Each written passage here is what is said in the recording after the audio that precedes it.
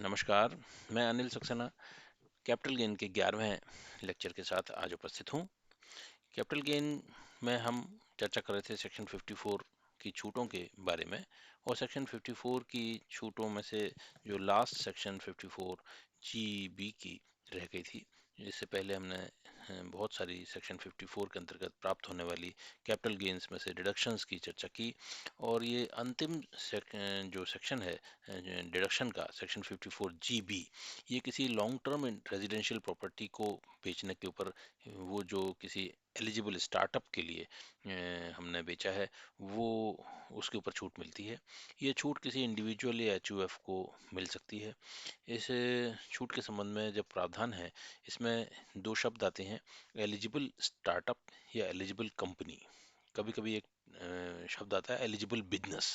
तो हम इन तीन शब्दों की जो परिभाषा है कि कौन से स्टार्टअप को हम एलिजिबल स्टार्टअप मानेंगे, कौन से कंपनी को हम एलिजिबल कंपनी मानेंगे, या किस प्रकार के व्यापार को हम एलिजिबल बिजनेस मानेंगे, इसकी चर्चा भी हम डिटेल में आगे करेंगे। लेकिन छूट प्राप्त करने का जो कंसेप्ट है, वो यहाँ हम समझते हैं कि सेक्शन 54 जीबी की जो छूट है, वो किसी इंडिविजुअल या एचयूएफ को प्राप्त हो सकती है।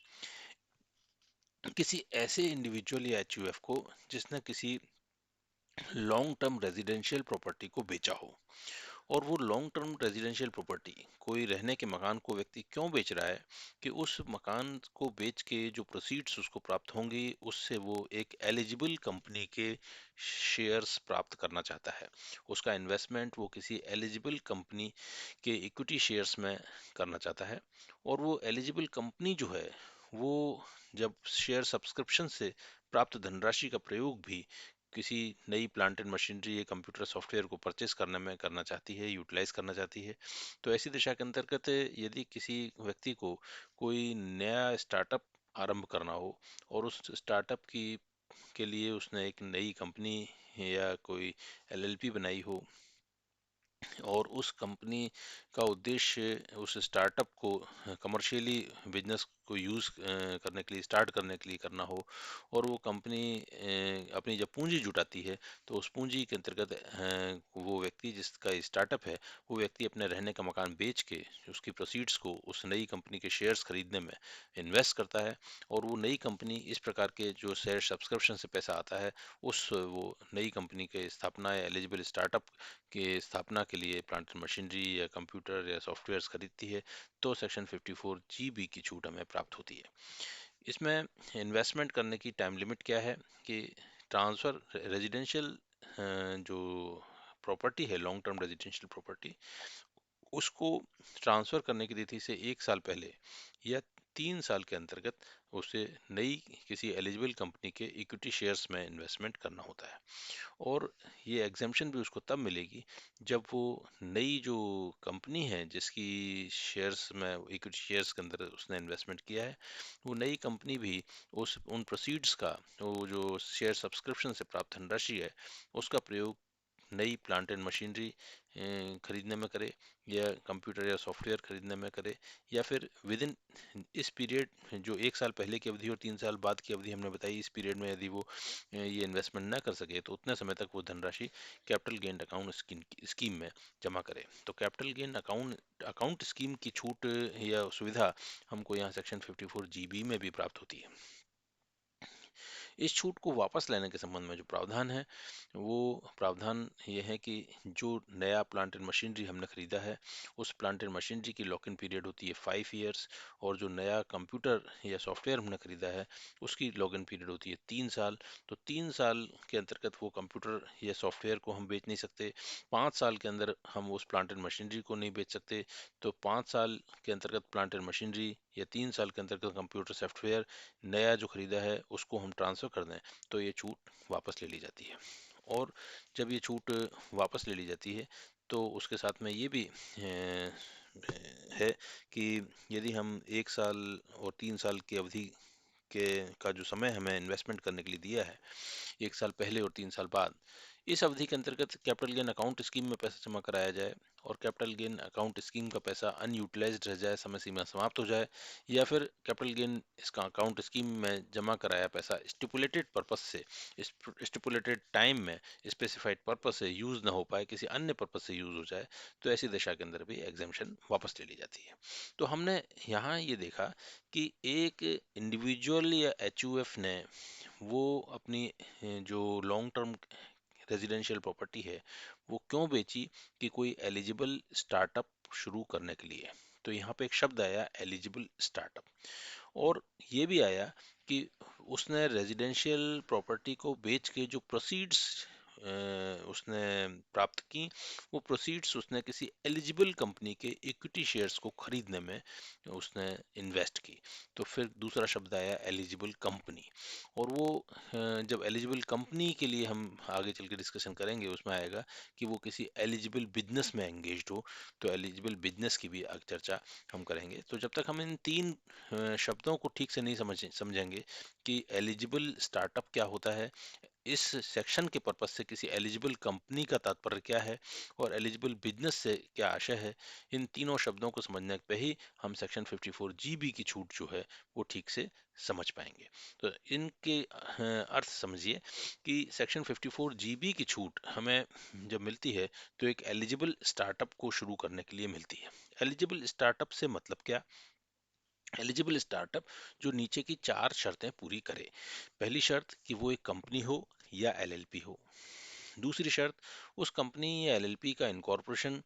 1 अप्रैल 2016 से 1 अप्रैल 2022 के बीच में हुआ हो।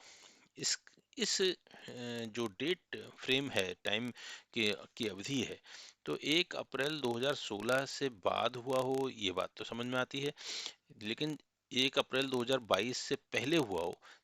से ये कंक्लूड हम कर सकते हैं कि 1 अप्रैल 2022 इस छूट को प्राप्त करने की अंतिम वर्ष है, यदि वो 2022 का जो बजट है उसमें इस छूट के लिए अवधि को बढ़ाया न जाए तो। क्योंकि एलिजिबल स्टार्टअप 1 अप्रैल 2022 तक स्थापित होना चाहिए। 1 अप्रैल 2022 के बाद जब तक इस डेट को अगले बजट के अंदर बढ़ाया नहीं जाएगा, तब तक इस छूट को हम आगे नहीं ले सकेंगे किसी नए स्थापित बिजनेस के लिए। तो एलिजिबल स्टार्टअप से तात्पर्य किसी ऐसे कंपनी एलएलपी से है जो 1 अप्रैल 2016 से 1 अप्रैल 2022 के बीच में इनकॉर्पोरेट हुई हो, और उसका जो टोटल टर्नओवर है वो प्रीवियस ईयर का 100 करोड़ रुपए से अधिक का न हो, 100 करोड़ के अंदर हो, और उसको जो इंटर मिनिस्ट्रियल बोर्ड है उससे एलिजिबल बिजनेस का सर्टिफिकेट प्राप्त हो। तो यहाँ पर शब्द आया एलिजिबल बिजनेस। एलिजिबल बिजनेस का मतलब क्या, कि एलिजिबल बिजनेस का मतलब वो होता है कि जब उसको इस बात का सर्टिफिकेट मिले कि जो बिजनेस स्टार्ट किया जा रहा है वो किसी इनोवेटिव आइडियाज़ का है, कोई नई टेक्नोलॉजी का है, वो नई टेक्नोलॉजी किसी प्रोडक्ट के संबंध में हो सकती है, या किसी प्रोडक्ट को बनाए जाने की जो निर्माण प्रक्रिया है उसमें आने आए किए जाने वाले किसी टेक्निकल चेंजेस से संबंधित हो सकती है, किसी नई सर्विसेज से रिलेटेड हो सकती है। तो कोई न्यू आइडियाज़ के साथ जो बिजनेस स्टार्ट होते हैं उन बिजनेस को हम एलिजिबल बिजनेस की कैटेगरी में रखते हैं। या फिर ऐसे बिजनेस जिसके अंदर बहुत high potentials of employment generation की हैं या वेल्थ जनरेशन की हैं, जिनसे हमको ऐसा प्रतीत होता है कि इस तरह का बिजनेस यदि स्टार्ट किया जाए तो बहुत से लोगों को रोजगार प्राप्त होने वाला है, या ये काफ़ी काफ़ी वायबल और काफ़ी वेल्थ जनरेटिंग प्रोजेक्ट है। तो ऐसे को उस प्रोजेक्ट को भी हम एलिजिबल बिजनेस की कैटेगरी में रख सकते हैं। तो एलिजिबल बिजनेस का सर्टिफिकेट उसके पास इंटर मिनिस्ट्रियल बोर्ड के द्वारा जारी किया हुआ होना चाहिए, टर्नओवर 100 करोड़ से कम होना चाहिए प्रीवियस ईयर का, और ऐसे एलएलपी या कंपनी की स्थापना 1 अप्रैल 2016 से लेके 1 अप्रैल 2022 के बीच होनी चाहिए। ये सारी शर्तें पूरी होने पर हम उस स्टार्टअप को एलिजिबल स्टार्टअप कहते हैं। तो हमने यहाँ दो चीजों के अर्थ समझे, एलिजिबल स्टार्टअप और एलिजिबल बिजनेस।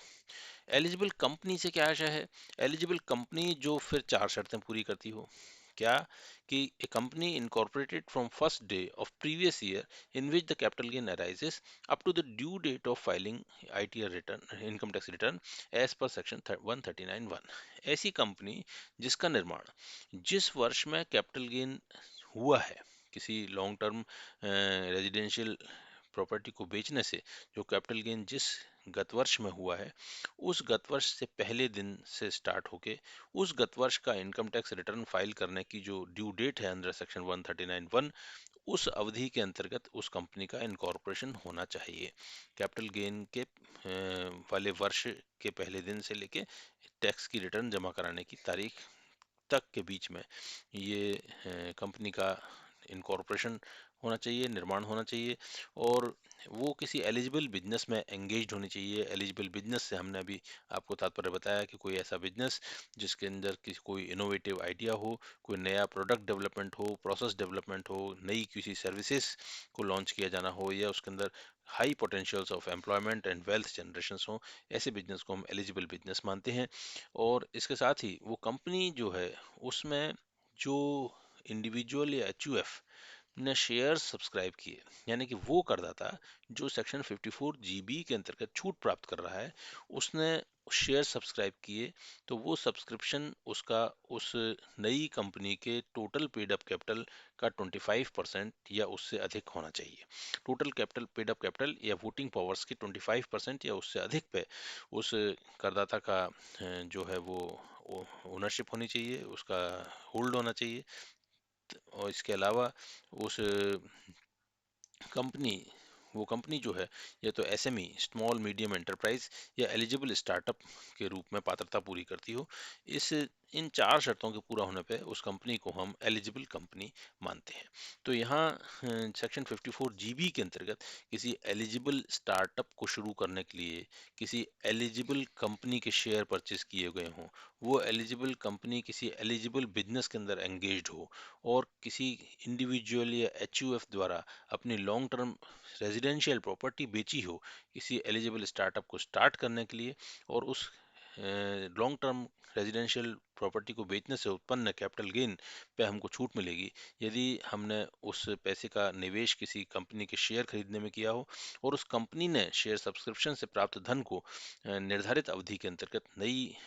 उद्योग की स्थापना के लिए, नई स्टार्टअप की स्थापना के लिए प्लांट एंड मशीनरी या कंप्यूटर सॉफ्टवेयर इत्यादि को खरीदने के अंतर्गत निर्धारित अवधि में इन्वेस्ट कर दिया हो तो ऐसी दिशा में हमें सेक्शन 54 जीबी की छूट प्राप्त होती है। अगर अगले बजट में सेक्शन 54 जीबी की अवधि बढ़ाई नहीं जाती, 1 अप्रैल 2022 तक स्थापित करने की तारीख को बढ़ाया नहीं जाता तो ये इस छूट का अंतिम वर्ष होगा। अन्यथा ये छूट जो है वो समाप्त अगले वर्ष से समाप्त हो जाएगी। सेक्शन 54 जीबी के अंतर्गत जो छूट हमने डिस्कस की इसी के साथ सेक्शन 54 की छूटों का सिलसिला समाप्त होता है। सेक्शन 54 के एक उपधारा सेक्शन 54H भी है जिसके अंतर्गत सिर्फ ये प्रावधान है कि यदि हमको कैपिटल गेन जो हुआ है वो सरकार द्वारा अपने संवैधानिक अधिकारों का प्रयोग करते हुए कंपल्सरीली एक्वायर्ड प्रॉपर्टी किसी संपत्ति के अनिवार्य अधिग्रहण से उत्पन्न हुआ हो और अनिवार्य अधिग्रहण के रूप में हमको जो कंपेंसेशन प्राप्त होता है, जो क्षतिपूर्ति उस संपत्ति को अधिग्रहित करने पे हमें प्राप्त होती है, वो उस कंपेंसेशन का यदि हमें प्राप्ति डिलेड हुई हो, सरकार ने देर से भुगतान किया गया हो, तो जब कोई व्यक्ति कंपेंसेशन प्राप्त करेगा तभी तो उसे सेक्शन 54 के अंतर्गत विभिन्न छूटों को प्राप्त करने के लिए उसको इन्वेस्टमेंट करेगा। अगर उसको कंपेंसेशन ही देर से प्राप्त होगा तो वो इन्वेस्टमेंट किस पैसे में से करेगा। तो ऐसी दिशा के अंदर संपत्ति अधिग्रहित तो कर ली गई यानी कि ट्रांसफर तो हो गई लेकिन उसको कंपेंसेशन यदि लेट मिले तो वो करदाता आवेदन कर सकता है कि उसकी इन्वेस्टमेंट करने की तारीख को भी बढ़ाया जाए। जो हम 1 साल 2 साल 3 साल की तारीख इन्वेस्टमेंट करने के लिए देते हैं इनकम टैक्स एक्ट में जो प्रावधान है उनको थोड़ा रिलैक्स किया जा सकता है। सिर्फ कब, जब वो केस किसी कंपलसरी एक्विजिशन का हो और कंपलसरी एक्विजिशन के कंपेंसेशन के पेमेंट में सरकार द्वारा डिले की गई हो तो उस डिले को दृष्टिगत रखते हुए ऐसे करदाताओं के साथ अनजस्टिस न हो और वो अपना डिलेड पेमेंट के कारण छूट पाने का अधिकार न खो बैठे, इसलिए सेक्शन 54H के अंतर्गत वो इन्वेस्टमेंट के टाइम लिमिट की एक्सटेंशन दी जा सकती है।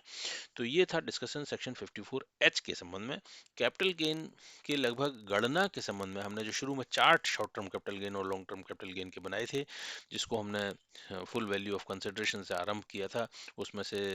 एक्सपेंसेस रिलेटेड टू सेल घटा के नेट प्रोसीड्स निकाली थी। नेट प्रोसीड्स में से कॉस्ट ऑफ एक्विजिशन और कॉस्ट ऑफ इम्प्रूवमेंट या लॉन्ग टर्म कैपिटल गेन की दिशा के अंदर इंडेक्स्ड कॉस्ट ऑफ एक्विजिशन और इंडेक्स्ड कॉस्ट ऑफ इम्प्रूवमेंट घटाने के बाद हम ग्रॉस कैपिटल गेन तक पहुंचे थे, और ग्रॉस कैपिटल गेन में से दी जाने वाली सेक्शन 54 की विभिन्न छूटों की गणना हमने की, और इन छूटों को घटाने के बाद जो कैपिटल गेन आता है वो नेट टैक्सेबल कैपिटल गेन होता है। आने वाले लेक्चर्स के अंदर हम चर्चा करेंगे कि ये जो नेट कैपिटल गेन हमने निकाला, चाहे वो शॉर्ट टर्म कैपिटल गेन हो चाहे वो लॉन्ग टर्म कैपिटल गेन हो, इसको हम टैक्सेबल कैसे करते हैं। आमतौर पे 5 हेड्स के अंतर्गत हम जब संपत्ति अपने आय को बांटते हैं तो उनको टैक्सेशन करने की एक स्लैब रेट या निर्धारित रेट्स होती है, लेकिन कैपिटल गेन हेड एक स्पेशल हेड है जिसमें टैक्स की रेट्स भी स्पेशल्स होती हैं, तो उनकी चर्चा हम आने वाले लेक्चर में करेंगे। नमस्कार।